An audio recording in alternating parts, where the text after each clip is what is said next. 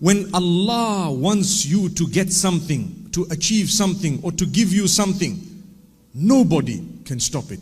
Even if the whole world is trying to block you from achieving something, they won't be able to do it.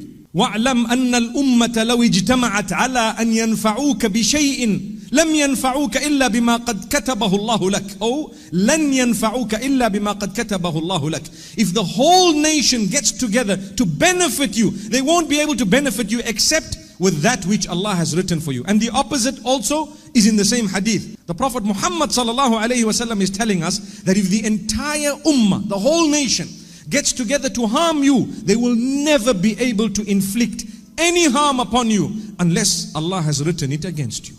If Allah has written it against you, you need to know nothing is going to stop it. May Allah protect us all. Look at this man, young baby,